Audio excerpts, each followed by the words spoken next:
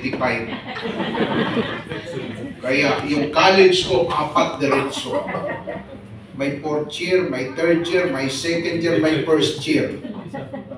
Tamantakin mo ba naman yun? Ini-interview ng mga professor, anong trabaho ng tatay mo nyo? Tatay mo, preacher ng El Shaddai. Sabi niya, nakalagay dito, yung ate mo, nasa school na ganito, nasa ganyan. Tapos ikaw nandito, 4 kayo. Paano kayo nakakapag-aral? Malaki siguro ang sweldo ng daddy nyo. Sabi ng anak ko, nabubuhay lang po kami sa biyaya ng Panginoon. Ano naman talaga ang totoo, mga kapatid? Ano? Nabubuhay lang kami sa biyaya ng Panginoon. Eh anong ipipresenta nila? Ay wala naman talagang makikitang figure. Napakahirap noon sa mga hindi nananampalataya. Pero sa mga katulad ko na may pananampalataya na nagdesisyon na maglingkod sa Diyos, mayaman ang Diyos na pinaglingkuran ko. Kaya nung makatapos yung panganay ko, nakatapos lahat, 4 diretso eh. Hindi ko din alam paano nangyari yun. It is hardly imagine how was it done. Pero isa lang ang alam ko. Nang maglingkod ako sa Diyos na si El Shaddai, sinabi niya, tagumpay mo sana ay sunod-sunod. Amen. So pag pinili mo ang paglilingkod kay Lord, ay hindi ka sunod-sunod sa kabiguan, kundi ang tagumpay mo ang magiging sunod-sunod. Amen. Amen ba? So, ang pangatlo, your decision to serve God but not seriously doing His will jeopardize your future. Uulitin ko, mga kapatid. Your decision to serve God but not seriously doing His will jeopardize your own future.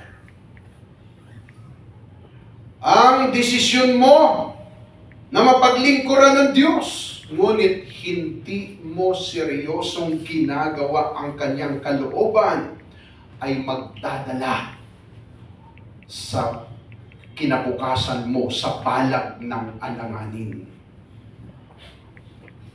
You are jeopardizing your own future. Maraming nasa gawain na ganyan. Parang pastime na lang yung pag-i-El Shaddai.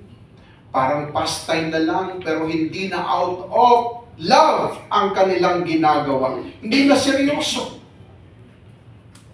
Kaya pagdating ng panahon sa Matthew 7:21, anong sabi? Not everyone who says to me, Lord, Lord, shall enter into the kingdom of heaven, but he that doeth the will of the Father which is in heaven. So maliwanag po, sinabi rin sa Revelation 3:16, so I will spit you out of my mouth, because you are only warm and not hot or cold. Kaya hindi pala pwedeng ikaw ay malahininga. Mainit sa malamig, isusuka kita, sabi ng Panginoon. So, bawal ang lukewarmness kay Lord.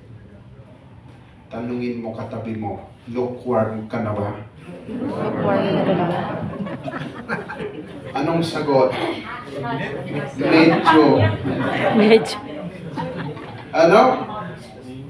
Pag lukewarm ka na, ay hindi ho yun ang gusto ng Diyos.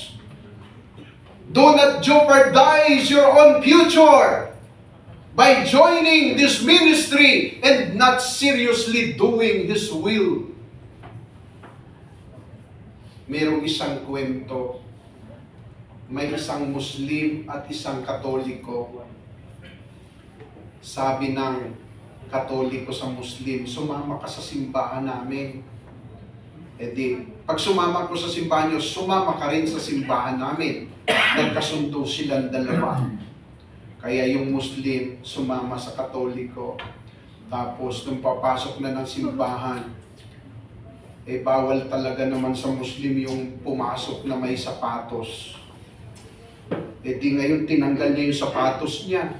Sabi ng Katoliko, huwag mong tatanggalin yan. Paglabas natin, wala na yan. Ngayon mga kapatid, eh ayaw talaga ng Muslim na pumasok kasi sa kanila talaga tinatanggal ng sapatos. Hindi nakinig. So talagang bilang pagrespeto, iniwan yung sapatos, nakamedyas lang siya. Natapos ang Santa Misa, paglabas nila, wala na nga yung sapatos. Sabi ko na sa iyo, wala talaga yan eh. Tapos dumating ang panahon, yun namang Katoliko ang isinama sa mosque. Di ngayon, isusuot ng Katoliko yung sapatos paloob. Ay wag, bawal sa amin yan. Kailangan hubarin mo yan. Huwag kang matakot hubarin yan. Walang Katoliko dito.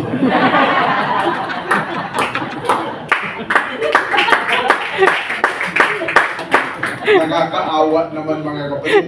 Huwag na huwag magalit to. Kwento lang naman ito mga kapatid. Kwento lang naman yun. Pero parang humiliate, ano? Eh sino ba naman yung mga nagnanakaw sa kaban ng yaman ng Pilipinas? Di ba? Minsan eh, naturingan tayong Christian nation in Asia. Pero tayo ang pinakakurap. Isa sa pinakakurap na bansa. 3 taon ako sa Japan at nakita ko talaga ang mga Hapon sobrang mapagmahal sa kanilang bansa. Maniwala kayo mga stiro, may mga isda buhay. Sa Pilipinas, tumingin ka sa estero. Mga pampers tsaka kung ano ang makikita.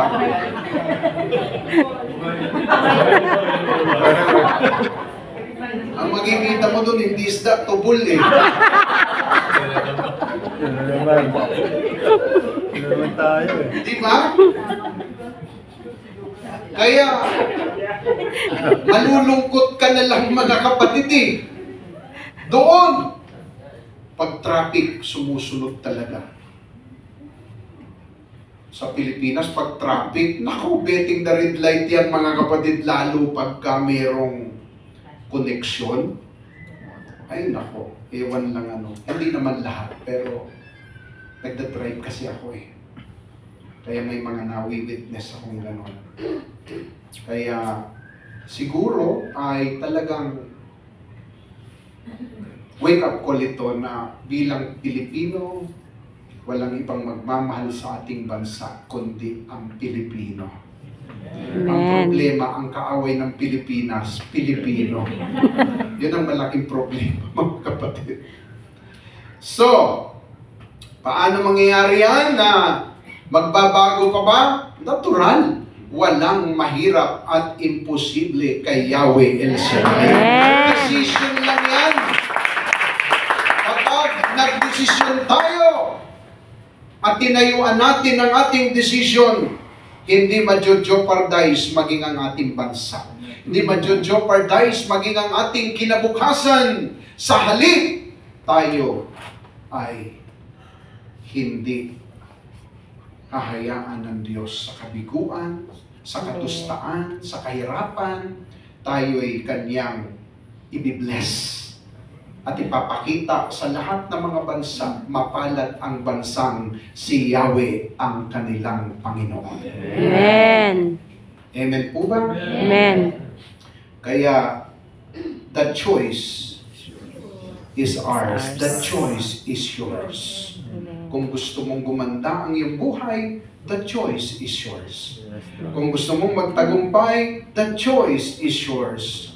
Kung gusto mong mag-asawa, the choice is yours. No? Kung ayaw mo mag-asawa, the choice is yours. Kasi ang involved dyan, latest choice.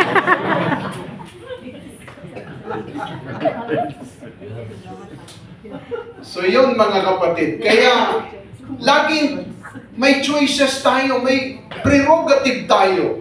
Kung ano man ang kahihinat na ng buhay natin, hindi inalis ng Diyos ang free will sa tao.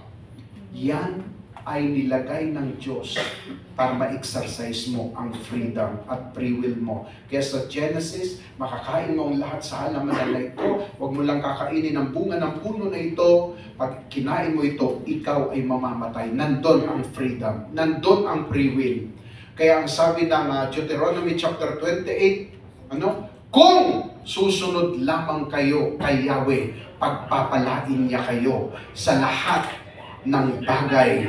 Lumabas man kayo ng bansa, nasa loob man kayo, nasa loob man ng bansa, pagpapalain niya kayo. Ano ang dapat? Magdesisyon ka na si El Shaddai ay gawin mong Diyos katulad ni Joshua.